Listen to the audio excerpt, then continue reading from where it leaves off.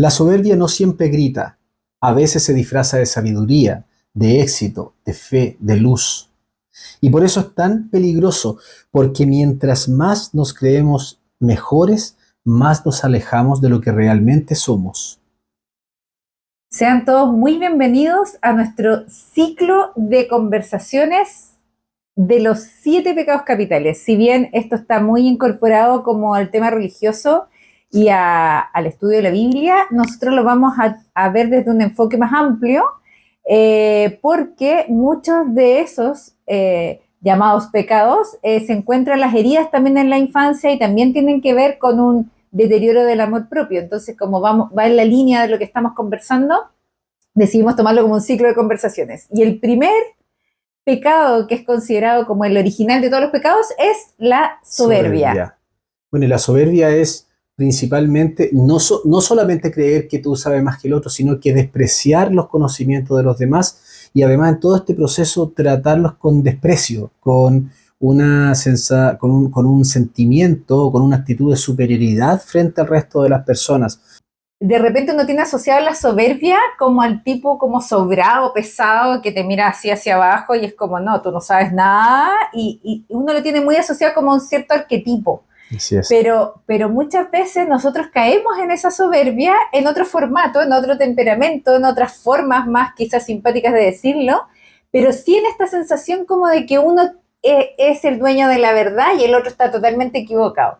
Entonces, pasa mucho, ¿cierto?, en política, por ejemplo, cuando se discute un tema político o cuando se discute un tema religioso. O sea, si tú conversas con un evangélico y conversas con un, no sé, católico, y conversas quizá con otra línea espiritual, cada uno de ellos está convencido que esa es la verdad.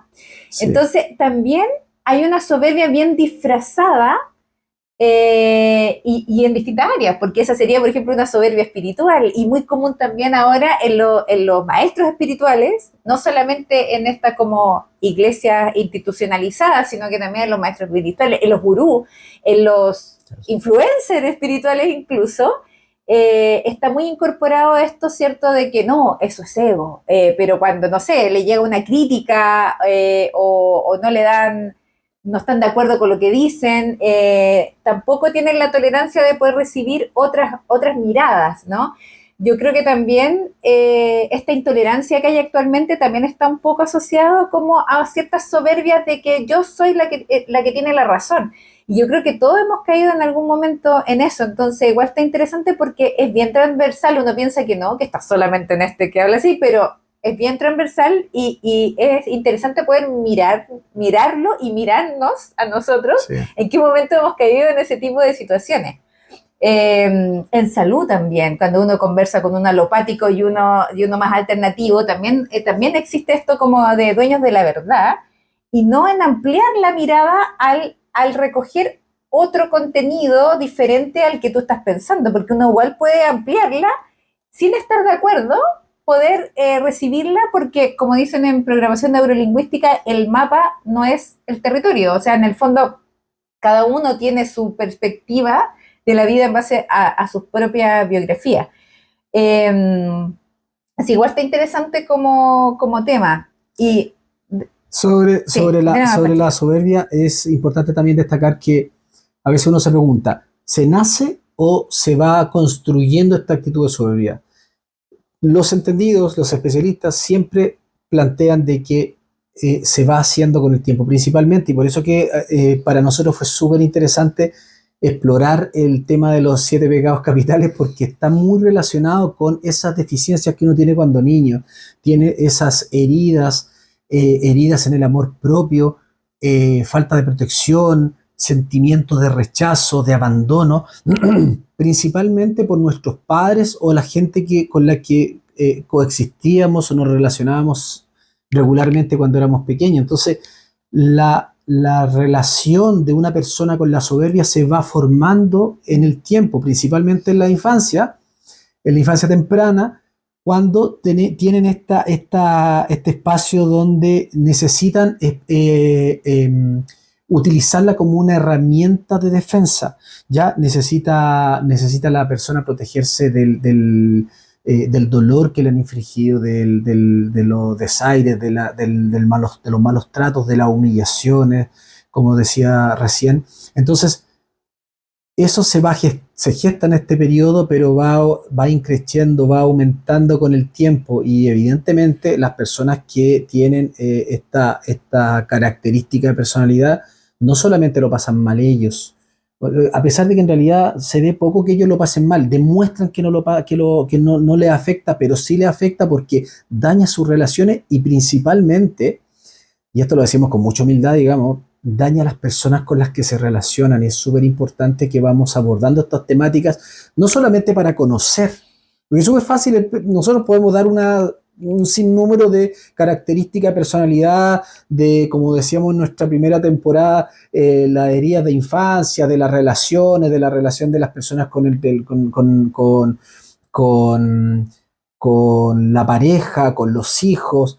Eh, eh, Uno tiene que procurar aprender y conocer de estas características para que uno pueda hacer un autoanálisis, no empezar, oye, ¿sabes qué? El otro día estuve conversando con una señora que es una seguidora que me mandó un correo y en el correo ella me decía, sí, yo me di cuenta inmediatamente por lo que ustedes decían de que una hermana mía tenía este tema, así que les quiero agradecer. ¿Usted les comentó a ella? Sí, le comenté, pero finalmente la persona también tenía esta misma herida y uno siempre tiende a ver el problema en el ajeno, en el otro. Ah, no, esta persona sí tiene estas características, pero uno tiene también que hacerse una evaluación, una autoevaluación y decir, ¿sabes qué? Yo también tengo algunos de estos rasgos en mayor o menor medida. Y lo importante y lo relevante que para nosotros como equipo de este canal, de este podcast, es que entre todos podamos ir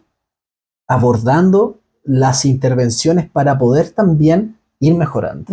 A mí me encanta porque finalmente es como a través del autoconocimiento, pero también de estas sombras, porque uno tiende como a ver lo luminoso nomás y tenemos un montón de sombras, entonces también a través de este autoconocimiento vamos dándonos cuenta de cuando estamos ahí, en esa soberbia, porque a nosotros nos encanta hacer estos podcasts porque también nos vamos nutriendo de en qué momento hemos caído también en esas situaciones, porque es común, por ejemplo, nosotros que somos padres, también es común la soberbia de padres, po, cuando, no, porque yo soy tu padre, po, y entonces te lo digo Sí. porque es tu padre, y también hay algo de soberbia ahí para no querer asumir algún error que te está planteando de repente un adolescente, y que son más desafiantes, y en esta cosa desafiante, quizá uno, como no tiene fundamentos, pone la autoridad. Y también hay algo de soberbia ahí Sí. en eso cuando somos padres y no nos queremos equivocar y siempre tenemos la razón. Y porque sí nomás. Además, porque uno da un ápice de seña a los hijos de que uno cometió un error y los hijos muchas veces se toman de eso, se agarran de eso y empiezan a avanzar en el territorio de manera muy abrupta. Claro. Después cuesta mucho retroceder, digamos.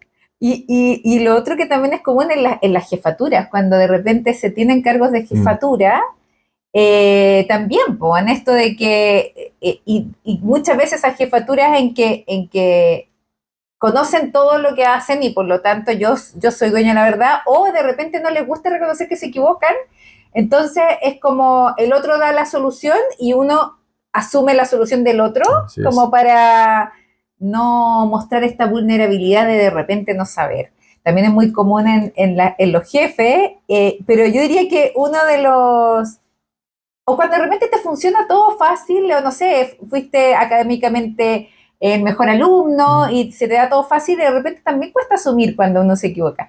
Pero en el fondo es como un ego que muchas veces se disfraza de luz y uno de los más peligrosos es el ego como más espiritual, pues el no, es que hay que trascender el ego, no, es que lo que pasa es que lo tuyo viene a través de esta herida y muchas veces cuando uno dice eso, está reflejando algo que tiene que ver con uno. Sí. Entonces, es interesante porque si uno lo ve, por ejemplo, en el tema de incluso de la Biblia, ¿quién es el que primero mostró la soberbia? Lucifer, este ángel hermoso, luminoso, precioso, que resaltaba dentro de los ángeles, pero él quería más, quería hacer algo que no era, quería ser el Dios, entonces finalmente te pegáis el perrozo. es como mientras más alto se te escape esta soberbia, más profunda es la caída.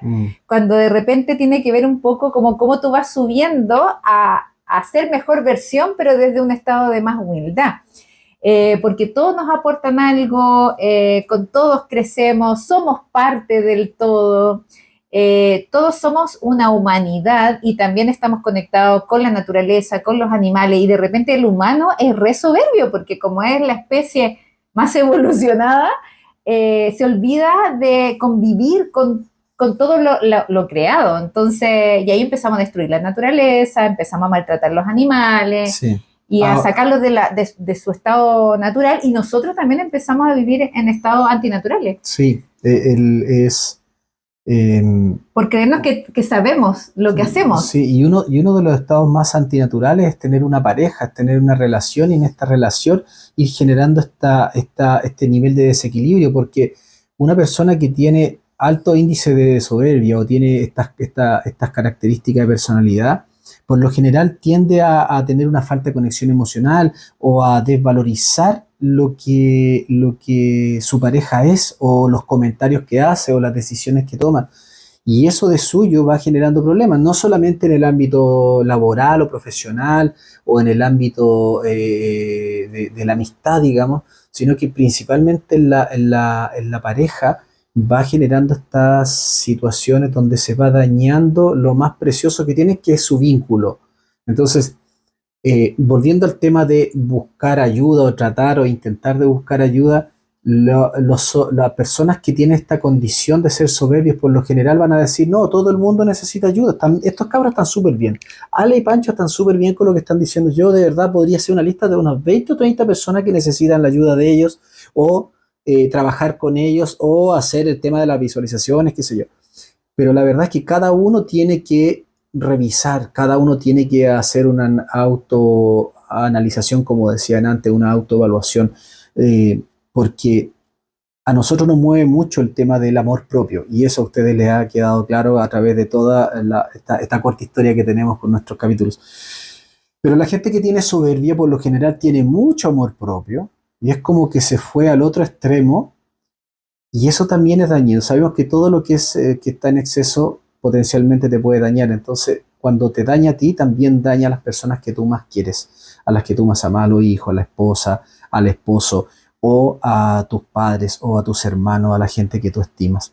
Entonces, es súper importante que nosotros mantengamos nuestro amor propio a tope, pero de una manera adecuada, de una manera equilibrada. Porque de lo contrario, al producir desequilibrio, empieza a quedar la escoba.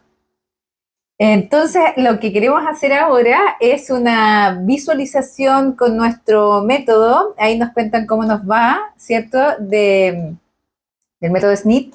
Y en la misma línea, ¿cierto?, del ciclo anterior de las conversaciones de heridas de infancia, vamos a ir trabajando cada uno de estos pecados, de los 7 pecados, para ver cómo en el fondo nos encontramos con eso y lo podemos ir transformando, porque al final, desde el autoconocimiento, todo se puede transformar, y eso es lo interesante y eso es lo bonito de irse como conociéndose. Y generalmente cuando uno le molesta algo del otro, tiene que ver con uno. Yo estaba pensando, a propósito de la soberbia, estaba pensando en eso, porque conozco una persona X que es muy soberbia. Entonces, pero claro, porque es el formato soberbio que uno conoce, esta cosa así, que no, que tú eres una estúpida, en el fondo te está diciendo con todo su lenguaje no verbal. Son bastante fanfarrones, digamos. Claro, pero de repente uno también cae en lo mismo, solo que en otro temperamento, en otro formato, más amable, pero al final uno también cree que tiene la razón, porque sí. Entonces está interesante como mirar cuando algo te molesta mucho del otro, mirar en qué otra área uno quizás está haciendo lo mismo, y en otra forma, pero de alguna manera siempre siento yo que es una invitación a conocernos y desde ahí transformar. Así que los dejamos invitadísimos. Sí, me gustaría acotar un tema más. Nosotros abordamos desde las características de la soberbia como algo que se gesta solamente en una temprana edad de cada persona, pero también como creemos digamos, en las condiciones de de características que va adquiriendo nuestro ADN, vamos adquiriendo nosotros como personas, adquiere nuestra célula a través de nuestro árbol genealógico, a través de todo el proceso transgeneracional que tiene cada uno de nosotros, todo lo que son nuestros antepasados, que de alguna manera nos han ido heredando ciertas características de personalidad, ciertas formas. Por eso alguien dice, oye, este chiquillo es igual a su abuelo, es igual, camina igual, hace los mismos gestos, tiene conductas de personalidad igual al abuelo y nadie se la enseñó. Entonces, finalmente, también con nuestro sistema neurointegrador transgeneracional, lo que tratamos de hacer es poder integrar varias formas, varios modelos, varias metodologías de trabajo para poder hacer intervención, ayuda y sanación. Mezclamos varias de estas áreas. Por ejemplo, en algunos casos va a ser la hipnosis con constelaciones, en otros casos va a ser la visualización a través de la PNL con meditación guiada, porque creemos fielmente con Ale que este método que de alguna manera hemos ido desarrollando a través de varios años es un método que permite integrar cuando uno tiene que hacer una sanación por experiencias propias de su vida, también explorar la posibilidad de hacer una sanación transgeneracional y tomar todo lo que uno tiene y decir abuelo, abuela, bisabuelo, bisabuela, tatarabuelo, tatarabuela, de ahí hacia atrás, entregarles lo que ustedes tienen y que de alguna manera no lo está haciendo bien en esta vida que están viviendo ahora, entregársela y ustedes vivir de aquí hacia adelante sanos, en paz y dejando en paz también a su árbol genealógico y respetándolo, pero devolviéndole todo lo que ellos le entregaron y que de alguna manera es negativo y no les sirve en esta vida. ¿Ya? Quería aclarárselo para que supieran por qué se llama el sistema neurointegrador transgeneracional y de dónde viene todo este trabajo que hemos ido desarrollando con Alejandra ya hace por lo menos 4 o 5 años. 4 años. ¿Mm? Así que lo dejamos invitadísimo y ahí nos comentan cómo les va con esta visualización, que como vamos a seguir la misma metodología del ciclo de conversaciones de heridas de infancia. Primero hablamos sobre el tema y en el siguiente episodio hacemos la visualización relacionados con el tema. Entonces siempre los invitamos a que primero conversemos sobre el tema y después ya la visualización con esa autoconciencia, autorreflexión, en qué momento yo hago lo mismo, en qué momento me creo dueño de la verdad, en qué momento siento que estoy a un nivel un poco más superior de conocimiento, de espiritualidad, de trabajo profundo en relación a otros, hacer ese proceso reflexivo de en qué momento finalmente estoy siendo soberbio, aunque la palabra es incómoda, pero en qué momento estamos ahí para poder transformarlo, para poder ser consciente cuando vuelva a aparecer y decir, hoy no, en realidad voy a abrirme a escuchar. ¿Qué me quiere decir esta persona? Eso sucede. Sin juicio, porque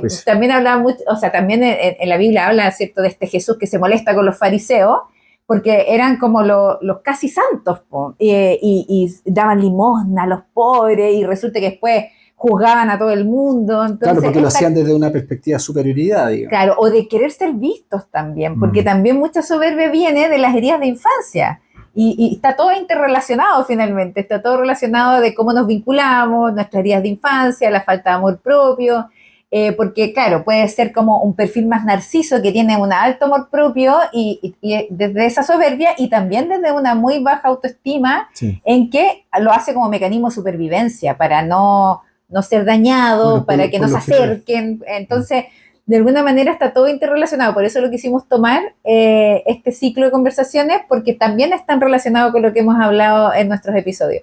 Así que nos invitamos, porque también nosotros estamos en ese mismo proceso autorreflexivo de poder ir identificando en cuándo yo me encuentro en esos momentos y cómo yo lo puedo ir digamos, mirando para transformarlo. Así que los dejamos invitadísimos y ahí nos comentan cómo les fue, si sienten alguna diferencia entre antes de hacer la visualización con el método SNIT y después de hacerla, y ahí esperamos sus comentarios. Nosotros siempre los comentarios los contestamos de manera personal, así que les agradecemos siempre su presencia y su apoyo que nos han permitido seguir estando aquí con toda la energía de poder compartirnos, y nos vemos en el siguiente episodio. Así es, que estén muy bien, muchas gracias.